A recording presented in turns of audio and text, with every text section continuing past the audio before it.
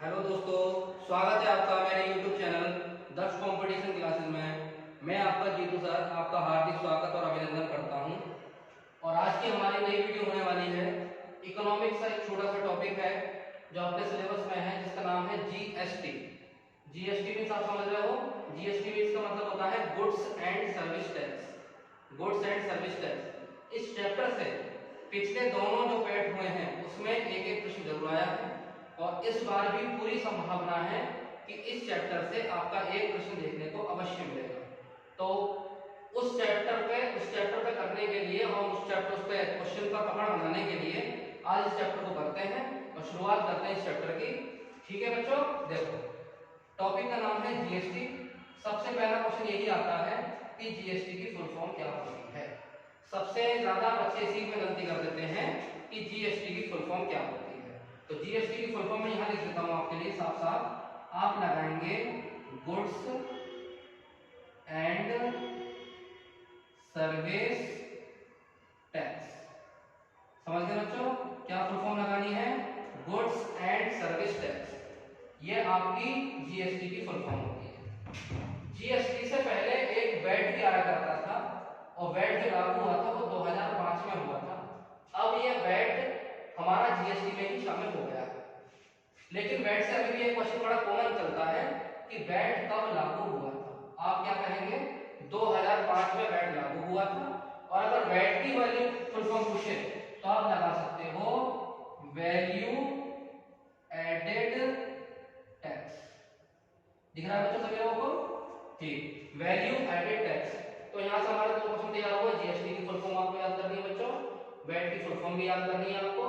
VAT कब लागू हुआ, बहुत अच्छा क्वेश्चन है, ध्यान रखते जाना, एग्जाम में आता है। अब आता है जीएसटी कब लागू हुआ था। आप कहेंगे 1 जुलाई 2017 को जीएसटी लागू हुआ था अपने भारत में। कब हुआ था? 1 जुलाई 2017। अच्छा, यहां से क्वेश्चन बनाता है कि जीएसटी दिवस कब मनाते हैं। जीएसटी दिवस कब मनाया जाता है?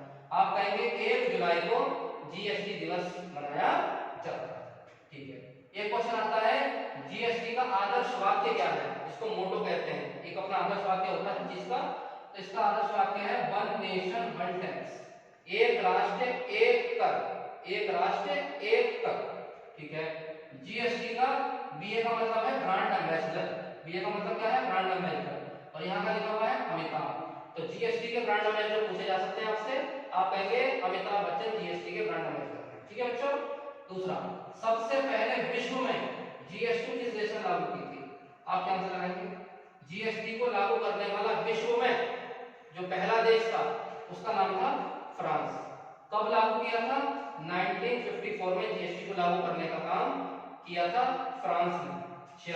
अच्छा, भारत कौन सा नंबर का है? भारत है आपका 161वां देश जिसने जीएसटी को लागू करने का कार्य किया है। ये क्वेश्चन बच्चों बड़ा कंफ्यूजिंग होता है, जरा ध्यान रखिएगा। ये क्वेश्चन लिखा हुआ मॉडल कनाडा। एग्जाम में पूछा जाए भारत की जीएसटी, क्या बोला मैंने? भारत की जीएसटी किस देश के मॉडल पर आधारित है? भारत की जीएसटी किस देश के मॉडल पर आधारित है? आप कहेंगे कनाडा के मॉडल पर आधारित है। कनाडा देश के मॉडल पर आधारित है, लेकिन जीएसटी को लागू सबसे पहले किसने किया था? फ्रांस ने किया था। अच्छा, कनाडा के मॉडल पर इसलिए आधारित मानी जाती है जीएसटी क्योंकि हमारे भारत में जीएसटी स्टेट में अलग लगती है और केंद्र में अलग लगती है। यही सेम टू सेम कॉन्सेप्ट आपका कनाडा में भी है, इसलिए कनाडा के मॉडल पर हमारी जीएसटी का प्रावधान माना जाता है। आगे बढ़ते हैं। ये दोनों क्वेश्चन बहुत आते हैं जीएसटी से, पिछली बार के एक बार आ चुका है, एक बार आ चुका है अलग अलग क्षेत्र में। जीएसटी से संबंधित संशोधन विधेयक कौन सा था? जो जीएसटी से रिलेटेड संशोधन विधेयक था वो था 122वां। कौन सा था? 122वां। और अधिनियम जो बना था वो 101वां बना था। बच्चों ध्यान रखना, क्या कह रहा हूं मैं? विधेयक पूछे, संशोधन विधेयक पूछे तो 122वां लगाना है, लेकिन अधिनियम पूछे तो 101वां अधिनियम हमारा जीएसटी से रिलेटेड माना जाता है। अच्छा बच्चों, ये देखो 3 क्वेश्चन मैंने आपको लिख रखे हैं। ये तीनों क्वेश्चन का मतलब ये है कि जीएसटी राज्यसभा में जीएसटी का जो प्रावधान था राज्यसभा ने कब पारित किया, लोकसभा ने कब पारित किया, और आपको पता है कि राष्ट्रपति की मोहर लगने के बाद कोई कानून बन जाता है। तो ये तीनों चीजें आपकी बन जाती है। राज्यसभा में 3 अगस्त 2016 को पारित किया था राज्यसभा ने जीएसटी को। लोकसभा ने, लोकसभा के पास जो बिल गया था जीएसटी से रिलेटेड एक महीने बाद 8 सितंबर 2016 को राष्ट्रपति की मोहर लग गई थी और हमारा जीएसटी कानून के रूप में जाना जाने लगा है। एग्जाम में पूछा जाए जीएसटी से संबंधित कौन सा अधिनियम है या कौन सा संविधान संशोधन माना जाता है, 101 को आपको लगाना है। ठीक है बच्चों, आगे बढ़ते हैं। यहाँ से अगले क्वेश्चन ये आते हैं आपके पास, जीएसटी लागू करने वाला भारत का पहला राज्य कौन सा था? असम। दूसरा राज्य बिहार। ये मोस्ट इंपोर्टेंट है, आता ही आता है। पहला राज्य पूछा जाए तो लगाओगे असम ने करा था, दूसरा पूछा जाए बिहार लगाओगे, और अंतिम पूछा जाए तो आपको लगाना है जम्मू एंड कश्मीर ने अंतिम जो था राज्य केंद्र शासित प्रदेश जम्मू कश्मीर ने जो है जीएसटी को लागू किया। चलिए, जीएसटी से रिलेटेड एक परिषद बनाई गई थी, इसका नाम था जीएसटी परिषद। क्या बोला मैंने? जीएसटी को संबंधित हमारी एक जीएसटी परिषद बनाई गई थी और जिसकी स्थापना हुई थी आपकी 12 सितंबर 2016। कब हुई थी? 12 सितंबर 2016 को। 8 सितंबर के 4 दिन बाद, आपको दिख रहा होगा ये 8 सितंबर लिखा हुआ है, वो 12 सितंबर लिखा हुआ है। पूछा जाता है जीएसटी परिषद का हेडक्वार्टर कहां पर है? दिल्ली में। जीएसटी किस आर्टिकल में है? जीएसटी परिषद किस आर्टिकल में है? 279A। क्या बोला मैंने? 279A में जीएसटी परिषद का प्रावधान है। सबसे बढ़िया क्वेश्चन, जीएसटी परिषद का अध्यक्ष कौन होता है? जीएसटी परिषद का अध्यक्ष कौन होता है? तो आपको आंसर लगाना है वित्त मंत्री। ऑप्शन में प्रधानमंत्री भी होता है, लेकिन आपका आंसर जो होगा जीएसटी परिषद का अध्यक्ष वो वित्त मंत्री होता है, क्योंकि प्रधानमंत्री होता है नीति आयोग का अध्यक्ष। किसका अध्यक्ष? नीति आयोग का। लेकिन जीएसटी परिषद का अध्यक्ष कौन होता है? वित्त मंत्री होता है। इसका आंसर आप कमेंट बॉक्स में बताएंगे कि वर्तमान में वित्त मंत्री कौन है। मैंने क्या क्वेश्चन बोला कि वर्तमान में वित्त मंत्री कौन है? इस बात का उत्तर सभी बच्चे कमेंट बॉक्स में देंगे, मैं कमेंट चेक करूंगा कमेंट बॉक्स में। ठीक है, वित्त मंत्री, इसका मतलब वर्तमान में जो जीएसटी की परिषद होंगे वही होंगे जो आप कमेंट बॉक्स में लिखेंगे। ठीक है, लेकिन इसके अलावा मैं एक क्वेश्चन और बता देता हूं, जीएसटी परिषद का पहला अध्यक्ष कौन था? जीएसटी परिषद का पहला अध्यक्ष कौन था? मतलब जब ये गठन हुआ था उस समय इसका अध्यक्ष कौन बनाया गया था? तो आप आंसर लगाना अरुण जेटली थे जीएसटी परिषद के पहले अध्यक्ष। इसलिए अरुण जेटली को जीएसटी पुरुष के नाम से भी जाना जाता है।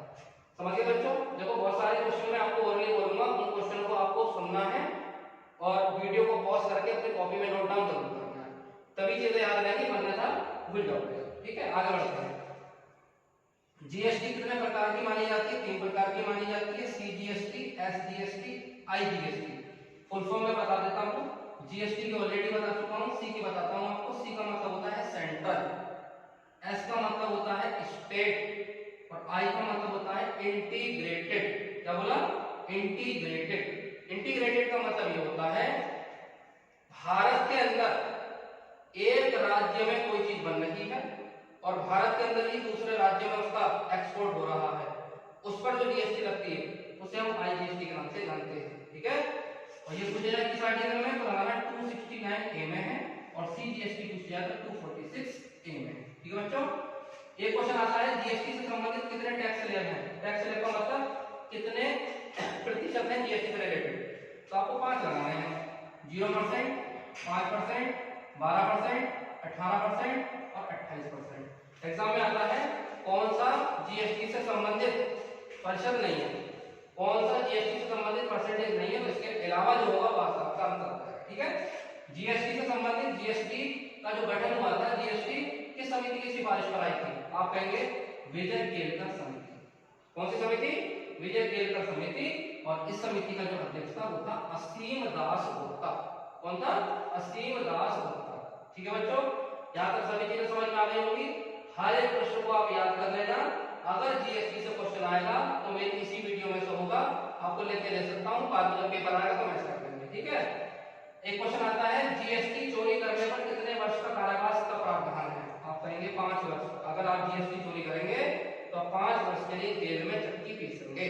ठीक है बच्चों, अंक का मतलब है जो जीएसटी नंबर होता है, एक जीएसटी नंबर देखा होगा आपको, दुकान में जीएसटी नंबर लिखा होता है ऊपर, वो कितने अंकों का होता है? आप कहेंगे 15 अंकों का जीएसटी नंबर होता है। ठीक है बच्चों, एक चीज और आती है, जैसे बड़े बच्चे कंफ्यूज रहते हैं, ध्यान रखिएगा। पूछा जाता है जीएसटी में कौन सी चीजें शामिल नहीं है, जीएसटी के अंतर्गत कौन सी चीजें नहीं आती हैं। तो आपको जो चीजें बताऊंगा वो सोचकर आपको हैरानी होगी कि ये कैसे नहीं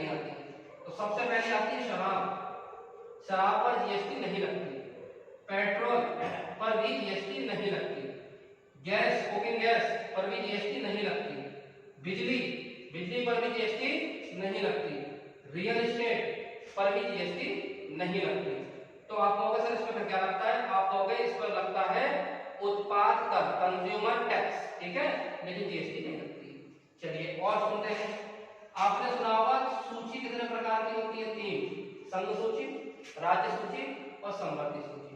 संघ सूची का मतलब होता है ऐसा कानून जो केंद्र के अंतर्गत कार्य करे, राज्य के द्वारा जो नियम कानून बनाए जाते हैं वो संघ उसमें आते हैं राज्य सूची में, और समवर्ती सूची का मतलब होता है ऐसा चीज जो आपको केंद्र पर भी निर्भर हो और राज्य पर हो, दोनों पे चलता है, तो ये समवर्ती सूची में आता है। इसलिए जीएसटी किसमें आएगी, समवर्ती सूची में आएगी। ठीक है बच्चों, एक क्वेश्चन ध्यान रखना, जीएसटी कैसा कर है, अप्रत्यक्ष कर। इनडायरेक्ट टैक्स का मतलब होता है, यहां जगह थोड़ी सी लिख देते हैं, अप्रत्यक्ष कर होता है, अप्रत्यक्ष कर होता है। जीएसटी कैसा कर है, अप्रत्यक्ष कर है। अब कुछ बच्चे सोचेंगे अप्रत्यक्ष कर क्या होता है, तो आप उसको सुनिए। कर 2 प्रकार के होते हैं, एक होता है प्रत्यक्ष कर जिसे डायरेक्ट टैक्स बोलते हैं, एक होता है अप्रत्यक्ष कर जिसे इनडायरेक्ट टैक्स बोलते हैं। प्रत्यक्ष कर का मतलब यह होता है ऐसा कर जो जिस व्यक्ति पर लगाया जाएगा उसको वही व्यक्ति अदा करेगा। समझिए बच्चों, प्रत्यक्ष कर का मतलब होता है जो जिस व्यक्ति पर लगाया जाएगा वही व्यक्ति उसको अदा करेगा। लेकिन जीएसटी ऐसी चीज है, अप्रत्यक्ष कर मतलब होता है कि जिस पर लगा है वो भी अदा कर सकता है और उसके अलावा भी कोई और अन्य व्यक्ति भी उसको अदा कर सकता है, उसको बोलते हैं इनडायरेक्ट टैक्स। इसका मतलब जीएसटी किस में आता है, इनडायरेक्ट टैक्स में। लेकिन जो इनकम टैक्स वर्ड सुना होगा आपने, आयकर, वो आपका डायरेक्ट टैक्स होता है, क्योंकि अगर इनकम टैक्स आपके ऊपर लगा है तो उसको जमा करने का भी कार्य आप करेंगे, तो वो डायरेक्ट टैक्स में आता है, जीएसटी इनडायरेक्ट में आता है। और सुनिए, अप्रत्यक्ष करों का बंडल कहते हैं किसको, जीएसटी को। भाई क्यों कहते हैं अप्रत्यक्ष करों का बंडल, जीएसटी को ही क्यों कहते हैं, इसलिए कहते हैं बच्चों क्योंकि लगभग 17 कर मतलब टैक्स, 17 टैक्स को इसके अंदर शामिल कर दिया गया, किसके अंदर, जीएसटी के अंदर। 17 को अलग अलग छोटे छोटे कर दे, वो सब मिला के आपके जीएसटी में पहुंच गए, इसलिए अप्रत्यक्ष करों का बंडल जीएसटी को कहते हैं। इसके साथ दूसरा नाम भी क्या कहते हैं, बोलते हैं एकीकृत कर, मतलब 17 करों को मिला के एक कर दिया गया है। तो ये लिखा हुआ है 17 टैक्स शामिल है इसमें। तो बच्चों ये था हमारा जीएसटी से संबंधित महत्वपूर्ण वीडियो जो आपके एग्जाम में बहुत रामबाण साबित होगा। तो बच्चों ऐसे ही प्यार देते रहिए, ऐसे ही मेरी वीडियो को देखते रहिए, लाइक करते रहिए, शेयर करते रहिए, सब्सक्राइब करते रहिए, और आगे की वीडियो भी आपको कल मिलेगी नए टॉपिक की। इसलिए बच्चों सभी लोगों को बताएं, अपने फ्रेंड्स को शेयर करें, सब्सक्राइब करें। ठीक है बच्चों, कल मुलाकात करते हैं। Thank you so much.